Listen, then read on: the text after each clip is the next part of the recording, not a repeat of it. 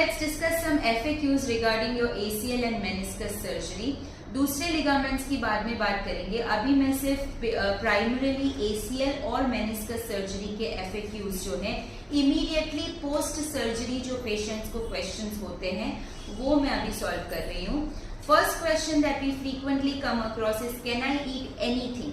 Yes you can eat anything. आप कुछ भी खा सकते हैं, जो भी आपके घर में होममेड होलसम जो भी बनता है, दाल चावल रोटी सब्जी, anything you can have. You can also have curd, buttermilk. आप खट्टा भी खा सकते हैं. यस, बट आपको अपने इनडाइजेशन की का जो है ध्यान रखना है. आपको पता होता है कि आपके बॉडी को क्या सूट नहीं करता है. So only avoid those foods which cause you indigestion. Otherwise anything homemade, yes, बाहर का जंक फूड है वो थोड़ा सा अवॉइड कीजिए for general purposes as well.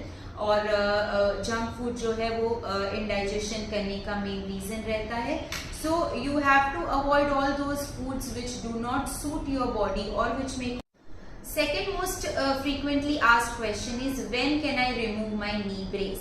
तो जनरली आपके जो हॉस्पिटल के फिजियोथेरेपिस्ट हैं वो आपको बताएंगे कि आपको कितने दिनों तक नी ब्रेस की जरूरत है. लेकिन इन जनरल अगर इन नटशेल मैं आपको बताऊं तो ब्रेस आपको डे टाइम में व्हाइल यू आर एक्सरसाइजिंग आप निकाल सकते हो. Otherwise you have to wear it back. Secondly night time में सोते वक्त जब आप नींद में हैं तब आपको पहनना कंपलसरी है. एंड थर्डली चाहे आप नॉन वेट बेयरिंग हो, वॉकर के साथ आप जब भी चल रहे हो तब ब्रेस पहनना जरूरी है.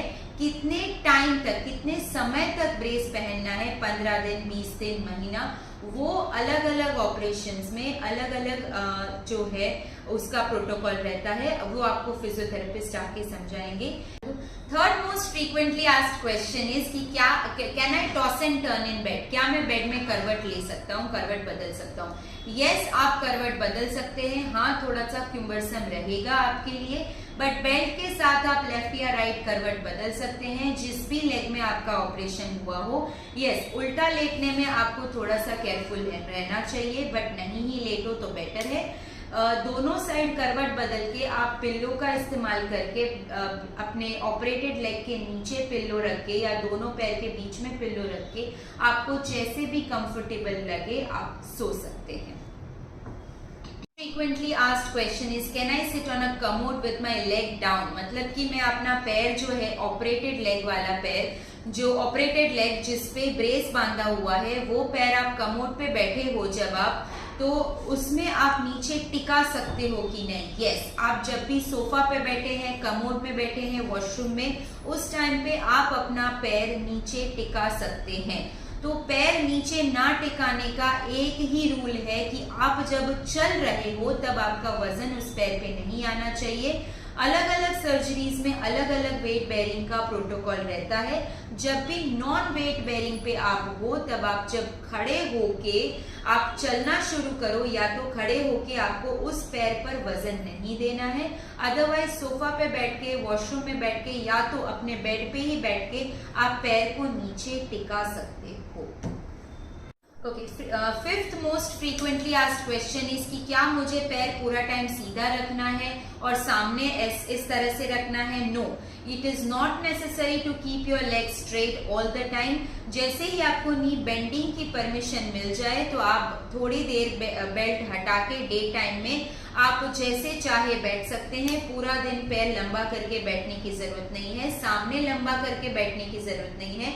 वॉशरूम में आपको पैर जो है सामने किसी चेयर पे रखने की, स्टूल पे रखने की जरूरत नहीं है, आप नीचे टिका सकते हैं.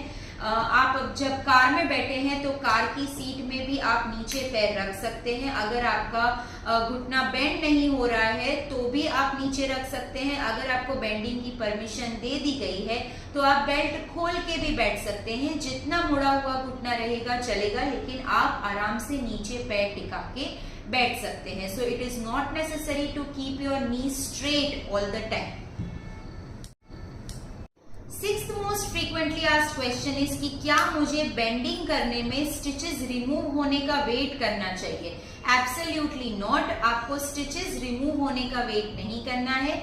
जितना बेंडिंग जेंटली आपसे होता है, आपको जब भी बेंडिंग अलाउ करें तब से आप बेंडिंग कर सकते हो without fearing about your stitches. अगर स्टिचेस हैं और आपको थोड़ा सा डर लग रहा है तो आप जेंटली उसको बेंड कीजिए, फोर्सफुली बेंड करने की जरूरत नहीं है। हाँ, अगर किसी चीज के लिए आपको स्टिचेस रिमूव होने का इंतजार करना है तो वो है बाथिंग। आपको नहाना नहीं है, आपको वहां पे पानी नहीं लगाना है, आपके जो स्टिचेस वाला एरिया है वो गीला नहीं होना चाहिए। So if you seventh most frequently asked question is कि अगर मैं नॉन वेट बेयरिंग पे हूँ, मतलब कि अगर मुझे वॉकर से लंगड़ी करके चलना है तो मैं दिन में कितना चल सकता हूँ या मुझे दिन में कितना चलना चाहिए। तो देखो, चल तो आप जितना चाहे चल सकते हैं। आपको घर ही घर में अगर कोई काम है, अगर आपके यहाँ पे हेल्प कम है और अगर आपको बार बार उठना पड़ रहा है तो आप जितना चाहे चल सकते हैं। लेकिन अगर आप पूछोगे कि मैं कितना चलूं तो बेटर है, तो ना इसमें कोई नुकसान है ना इसमें कोई फायदा है। आप बहुत ज्यादा चलोगे तो हाँ, एक नुकसान है कि आपका दूसरा पैर जो है वो कॉम्प्रोमाइज, दूसरा घुटना जो है वो कॉम्प्रोमाइज होने लगेगा, क्योंकि लंगड़ी करके आप जो वॉकर से चलोगे उसमें आप दूसरे पैर का इस्तेमाल करोगे। तो हाँ, आप अगर कम चलोगे और आप एक्सरसाइज पे ज्यादा फोकस करोगे in your non weight bearing phase, तो वो आपको कोई नुकसान नहीं करने वाला है। बट यस, बहुत ज्यादा चलने से कोई फायदा भी नहीं होने वाला है। 8th most frequently asked question is कि ये पेन सबसाइड कब होगा and when should I really start worrying. तो देखिए, पेन जो है, स्वेलिंग है, डिस्कम्फर्ट है, एक्सरसाइज ना होना, कैपेसिटी नहीं है, ये सारी जो चीजें हैं, एक्सरसाइज कम हो पा रही है, बहुत ज्यादा नहीं हो पा रही है, ये सारी चीजें हैं, उसके लिए आपको वरी करने की जरूरत नहीं है। वो धीरे, only time when you should worry about is if you have pus coming out from your, oozing out from your wound, जो आपके स्टिचेस के मार्क्स है, आपके स्टिचेस लिए हुए हैं, ड्रेसिंग के टाइम पे अगर आपको पस आ रहा है, अगर आपको फीवर आ रहा है, अगर आपको हद से ज्यादा हेडेक हो रहा है, या अगर आपको बहुत ज्यादा चक्कर या वॉमिटिंग हो रहे हैं, उस टाइम पे you need to worry and you need to call either your doctor or the staff of the hospital. Okay, so 9th frequently asked question is कि how do I climb the steps at my home? Steps मतलब किसी के घर में 2-3 steps होते हैं जो चढ़ के घर में एंटर होना पड़ता है।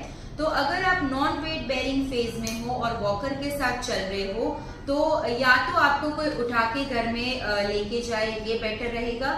और अगर आपको जाना पड़ेगा, स्टेप्स चढ़ के जाना पड़ेगा, तो फिर आपको उल्टा बैठ के, स्टेप्स पे बैठ के आपको अपने हिप्स के साथ स्टेप्स चढ़ने चाहिए। बैठ के स्टेप्स को चढ़ना चाहिए, ना कि चल के या हॉप करके। आपको जंप करके स्टेप्स, वो जो 3-4 स्टेप्स आपके घर में है, वो चढ़ने की जरूरत नहीं है। आप उल्टा होके। फ्रीक्वेंटली आस्क्ड क्वेश्चन इज कि पोस्ट ऑपरेटिवली मुझे फिजियोथेरेपी की जरूरत कब से पड़ेगी और फिजियोथेरेपिस्ट की जरूरत कब से पड़ेगी।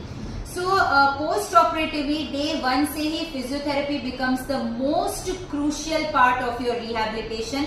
तो फिजियोथेरेपी तो आपको दूसरे ही दिन से, मतलब ऑपरेशन के दूसरे ही दिन से सुबह से स्टार्ट कर देनी है और पूरा दिन करते रहना है ऑन रेगुलर इंटरवल्स। आपको हॉस्पिटल के फिजियोथेरेपिस्ट के पास ही सीख लेना है।